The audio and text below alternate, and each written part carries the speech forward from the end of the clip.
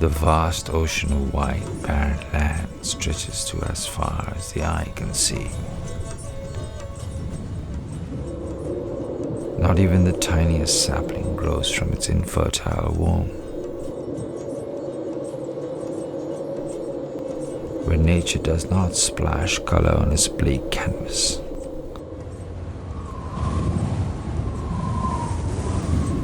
Where silent echoes are heard in whispers for miles, and where the soil does not smell of the rain. The land where each step will stir your soul, and which, if it engulfs, shall melt your very being. On this dry, arid and quiet land is scattered a splash of vibrant colors, defined by the handwork of Kutch Embroidery, which is unmatched in every sense, which has dotted this white desert in exotic hues like those of the Rangoli, which is peppered with innumerable colors so akin to this handicraft, imprisoned in silent silk and cotton tone, complete in the hands of those who've been weaving this craft for years. The fine, colourful threads of the Kutch embroidery seem to bind the sandy soul of the blank, colourful canvas of the vast Kutch Desert in its very fibre. Every colour seems to paint the dry land in its own diverse hues. And this exquisite gift comes from the women of this land.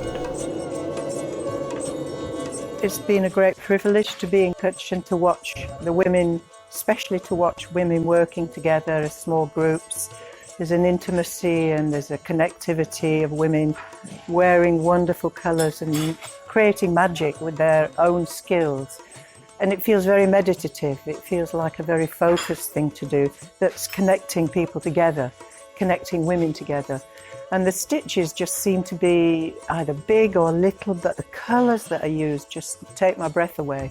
They're just so deep and rich, and the use of colour seems very natural. In the West, I teach about colour and how to put colours together, but these women here know about colour. They feel it in their very blood. And to watch them is a great privilege. They're connected, they have a connection to each other. They seem to have a connection to their stitches. They seem to have a connection to their history, to their past, to the parampara. They seem to have a connection to something inside themselves. When I watch, it feels like they're connecting to something inside themselves. And I think, but I don't know, it feels to me like they connect to something beyond themselves. So that the art continues to breathe and survive amidst strong, scorching winds. So that no sandstorm can erase the art from the confines of this beautiful land. In the sandy terrain of Gujarat, this craft is said to have been brought by the nomadic tribes a few centuries ago.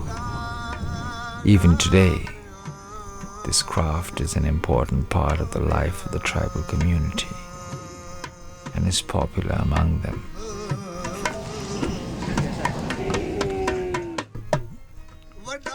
History tells us that Kutch's Kadai Kati animal breeders brought this craft here. They started making a variety of excellent sewing samples. They would present in beautiful designs and different motifs and patterns to their customers.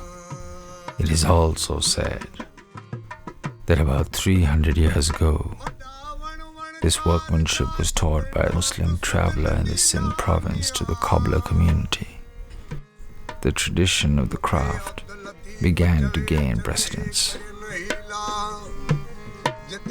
The Sindh influence hence is clearly visible in Kutch's embroidery in the form of suf, kharik, bako, rabari, garasiya jat, and mutwa styles. There are also many legends related to the Kutch embroidery, which come from the times of the Ramayana and Krishna.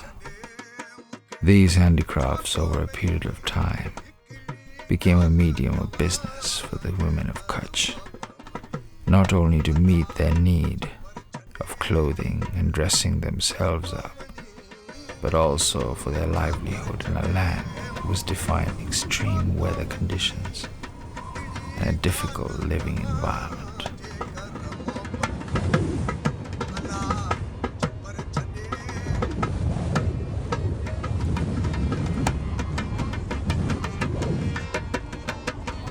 The art began to be seen as generational, where every mother taught the thread and needle magic stitches to her daughter. It later became a means of earning money.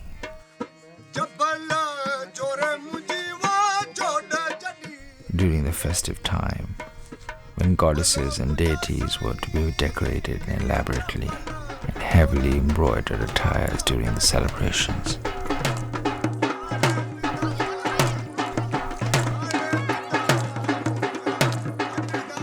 The 16 types of different embroidery styles in Kutch are related to each community here.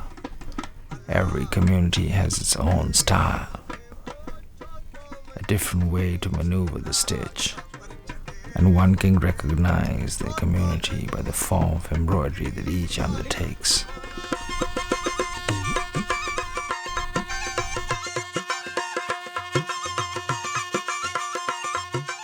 The women of the Rabadi community of Banjaras are known for the embroidery with silk threads. They also use small pieces of mira.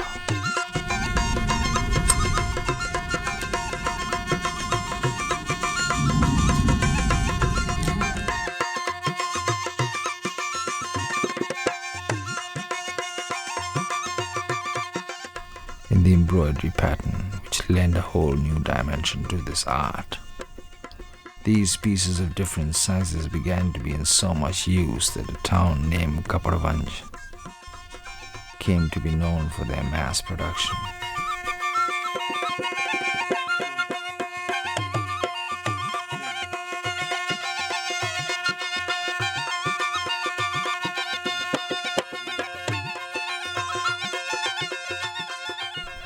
The women of the Rabadi community embroider clothes, bags, home decoration, accessories, and many wonderful things to decorate animals.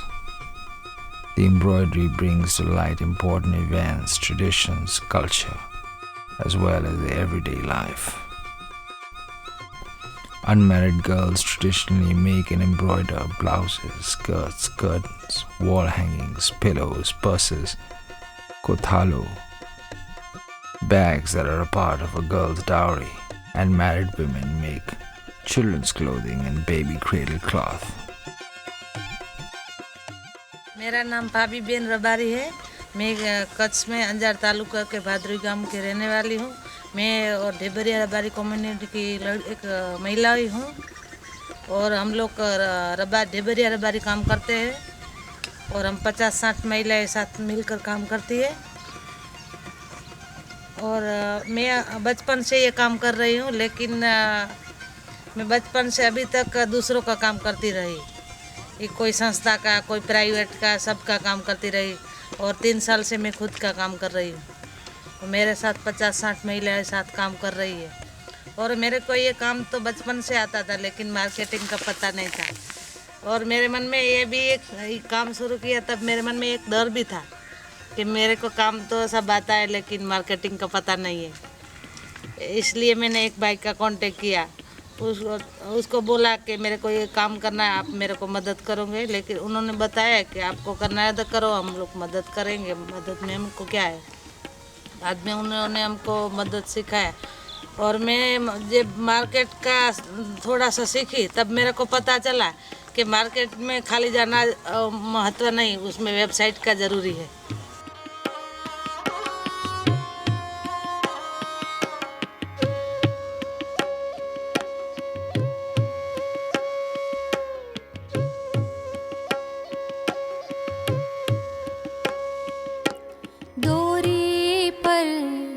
अंगूठा के रूज और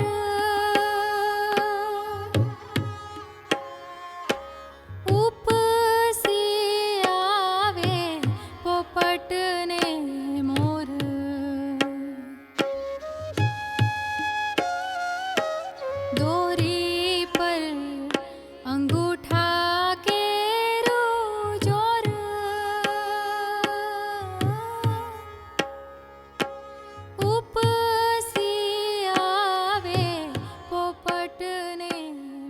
So the stitches seem like they're saying things that are multidimensional, and that's what you pick up when you pick a piece of the fabric up. We were looking at textiles yesterday that were very ancient, and we were watching them and looking at them and feeling them, and to feel the women who are probably long passed away leaving their mark on this cloth, I found very emotional, found very touching.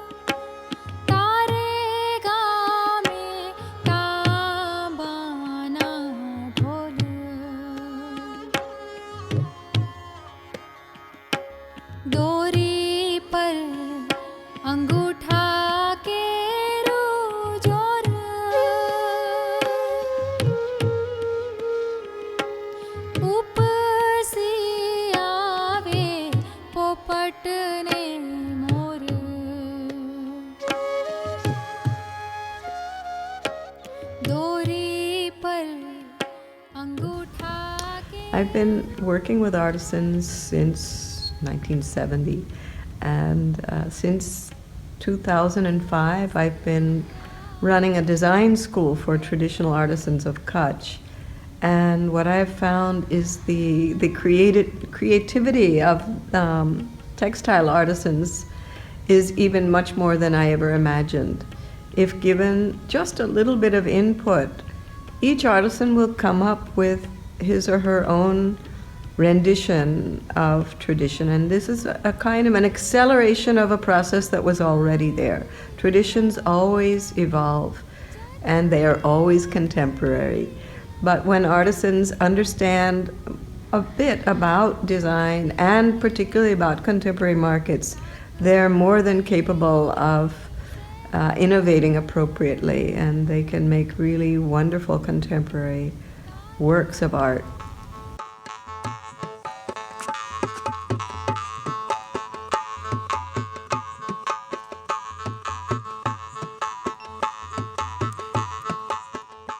So the first community is the Ahi Community, and they share the embroidery with the Mughal Gurjars. The second community that we are looking at is the Rabari community. Rabari have a lot of different subgroups. We are primarily focusing on the Debariyas and the Wagadiyas in Kutch because a larger population is there of these two subgroups. The third is again a group, it's the Sodhas and Jadejas. They've always intermarried within each other, so the origin of who the embroidery belongs to, we don't really know. Even they are not very clear. So Sodhas and Jadejas, both the communities share one embroidery. Then we have the Meghwad Marus, who have come in 1971 from Pakistan during the Indo-Pak War. They came from Sindh, they migrated here and they lived as refugees from I think 71 to 1978.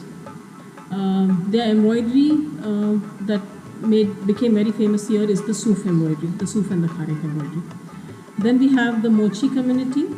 They are the ones who do Ari embroidery, and Mochi community is the only community which has always practiced embroidery commercially, and it used to earlier be done by men.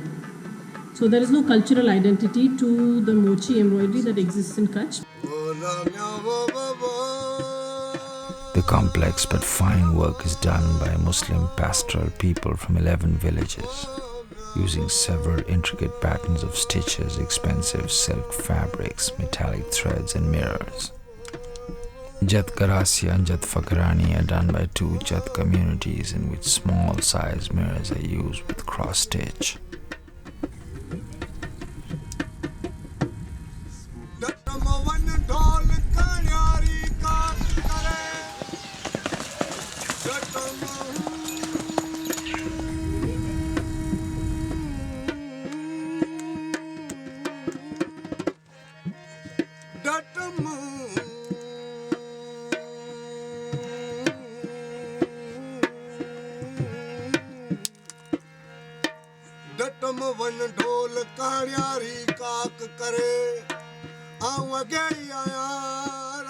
The Kambira and the Khadi Teba style of embroideries used chiefly on quilts is the speciality of the Harijan community who live along the bonny grasslands which lies at the border of the Rann.